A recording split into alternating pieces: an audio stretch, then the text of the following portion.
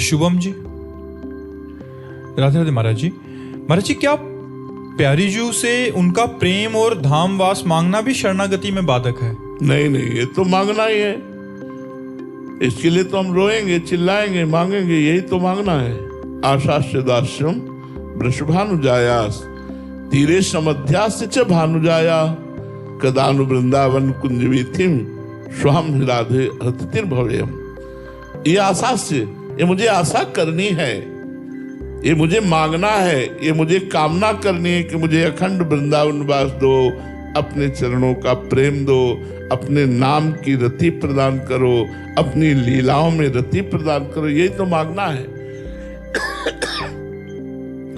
ये मांगना शुरू कर दिया तो सब मांगना बंद हो जाएगा और मांगना मिट जाएगा। जिस दिन ये मांगना शुरू कर दिया कि अब मुझे यही चाहिए, तो और सब मांगना मिट जाएगा। मांगो प्रिया जी से मांगो, ये भक्ति में बाधक नहीं है, भक्ति में सहायक है जी। निशांत कुमार जी, गया से, राधे राधे महाराज जी। महाराज जी, मैं किसी भी हाल में इसी जन्म में आवागमन के चक्र से मुक्त होना चाहता हूं, इसके लिए महाराज जी मुझे क्या प्रयास करना? प्रतिपल नाम जप, जो भी श्वास आखिरी होगी अगर उसमें भगवान का नाम है तो निश्चित आपको भगवत प्राप्ति हो जाएगी। हमें और साधनों पर विश्वास नहीं है, जन्म जन्मांतर तक ले जा सकते हैं, लेकिन पुत्र के बहाने नारायण नाम उच्चारण किया तो आखिरी में नारायण नाम उच्चारण करने के कारण परम पद मिल गया। भगवान के पार्षद आकर यमदूतों की फांसी काट दी और उसको भजन का महत्व समझाया। यदि आप प्रतिपल भगवान का नाम जप करते हैं तो आप निश्चिंत हो जाइए, आपको इसी जन्म में भगवत प्राप्ति होगी, क्योंकि पता नहीं कौन सी श्वास हमारी आखिरी हो। अगर उस श्वास में संसार का चिंतन रहा तो फिर हमें संसार में आना पड़ेगा। भरत जी महाराज का आखिरी चिंतन हिरण का हुआ तो हिरण बनना पड़ा। तो हमारा आखिरी चिंतन राधा हो, राम हो, कृष्ण हो, हरि हो। हम किसी संत से नाम लेकर के जपना शुरू कर दें, हर समय नाम जप करते रहें। विश्वास करो कि कोई भी श्वास आखिरी हो सकती है, उस श्वास में यदि नाम चल रहा है तो आपको निश्चित भगवत प्राप्ति होगी। अंतःमति शोगति, यदि राम, राधा, कृष्ण ऐसा बोलकर शरीर छूटे तो निश्चित भगवत प्राप्ति हो जाएगी। इसी बात का अभ्यास किया जाता है कि हमारी अंतिम श्वास में भगवान का नाम निकल आवे। तो आप नाम जपना शुरू करें, हर क्षण नाम जप करें। आजकल बड़ी सुविधा है, काउंटर है, गिनती से करें तो ज्यादा मन लगता है कि आज हमने 40,000 किया, आज 50,000 किया, तो और नाम में हमारी रुचि बढ़ती है। इसलिए खूब नाम जप कीजिए। महामंडलेश्वर स्वामी नीलमणि दास जी, राधे राधे महाराज जी। महाराज जी, तुलसीदास जी महाराज जी लिखते हैं कि गुरु बिनु भवनिधि तरई न कोई, जो विरंचि शंकर सम होई। महाराज जी, ऐसा और गूढ़ता से समझाने का इसका? देखो, इसमें भाव ये है कि ब्रह्मा के समान चतुर हो, क्योंकि जितनी भी चतुराई है वो सब ब्रह्मा जी से प्रकट हुई है, और भगवान शंकर के समान ज्ञान संपन्न हो, पर यदि गुरुदेव की शरण नहीं हुआ तो कहीं न कहीं उसको कोई न कोई त्रिगुण माया की फांस लेगी और गिरा देगी। दो का नाम लिया है, शिव, विरंची, और दोनों को भगवान की लीलाओं में दृष्टि डाल के देखिए, माया ने चपेट में लिया है। शिव विरंचिका मोहई को है बपुरान। इसीलिए गोस्वामी जी ने कहा, चाहे शिव विरंच सम होई, गुरु बिनु भवनिधि तरे न कोई। जो गुरु की शरण में है, दैन्य है, गुरु के बताए हुए साधन पर चलता है, वही भगवान को प्राप्त करता नहीं। इतनी ऊंचाई से गिरा दे, इतनी प्रबल माया है। ज्ञानी नाम अपि चेतांसी देवी भगवती ही सा, बलादा कृष्ण मोहाय महामाया प्रेक्षति, महामाया प्रेक्षति। इसलिए गुरुदेव की शरण में दैन्य होकर जो गया वो निकल गया, और थोड़ा भी अभिमान हुआ तो फंस गया। ऐसी भगवान की विचित्र माया है। समझ पा रहे आप जी?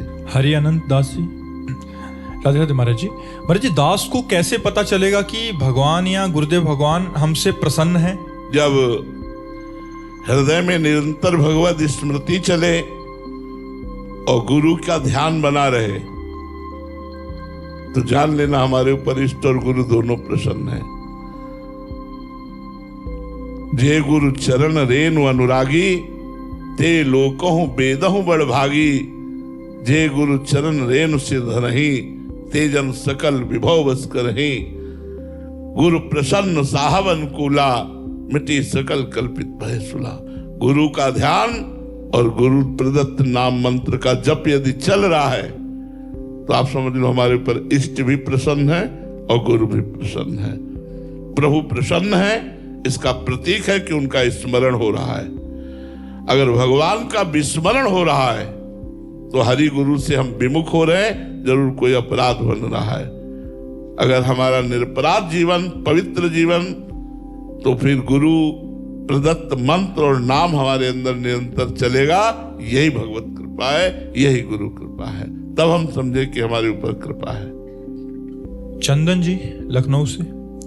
राधे राधे महाराज जी। गुरुदेव भगवान, मेरी भी दोनों किडनी फेल हैं और डायलिसिस होता है महाराज जी, पर मुझे अभी आपकी कृपा से हमेशा ये याद रहने लग गया है कि कभी भी मृत्यु आ सकती है। 4-5 घंटे एकांत में मिल जाता है डायलिसिस के दौरान, तो उसमें भजन भी हो जाता है। तो महाराज जी, आपकी बहुत कृपा है कि गुरु मेहरबान तो चेला पहलवान। चेले को भी अभी डर नहीं लग रहा महाराज जी।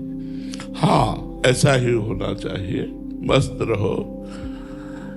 श्री जी की चरणारविंद का चिंतन यदि 1 मिनट हम जीवित हैं और बोल राधा, हमारे प्राण निकल गए तो हमारा काम बन गया।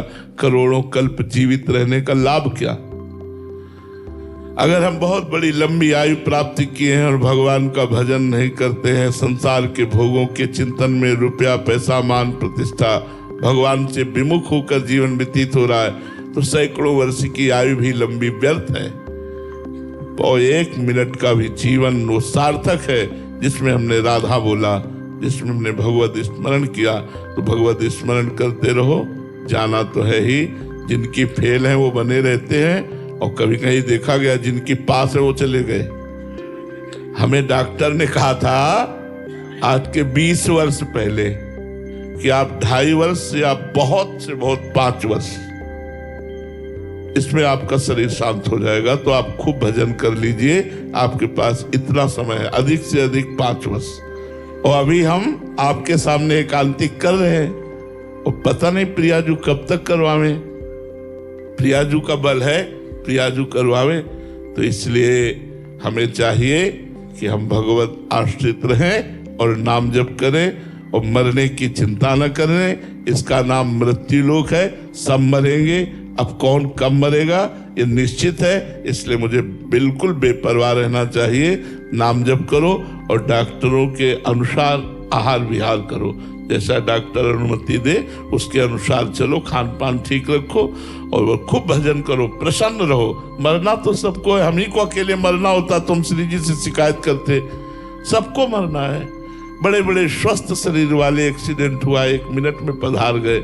बड़े स्वस्थ शरीर, भोजन सामने लाया गया, दिल फेल हो गया, चले गए। तो अपना तो निश्चित ही है कि जाना है, तो सबका निश्चित है जाना है। इसलिए प्रसन्न रहो, कोई नई बात नहीं। और जो दुख मिले वो हमारे पाप नष्ट हो रहे हैं, हमें पवित्र किया जा रहा है। हम खूब नाम जप करें। मर्जी जोनी जो आपसे मिलने आए थे। पहली बार देखकर तो मुझे इतनी हंसी आई कि बोलते कैसे है। फिर बाद में जब इन्होंने रहस्य बताया तब हमारी समझ में आया, नहीं तो अब तो अवाक रह गए कि अब कैसे बोलते हैं। महाराज जी, ये जोनी है, ये जो है महाराज जी। तो अभी ये चेंज हो गया महाराज जी, ये नाम जप करने लग गया महाराज जी। श्री हरिवंश महाराज जी, श्री हरिवंश। श्री हरिवंश गुरु।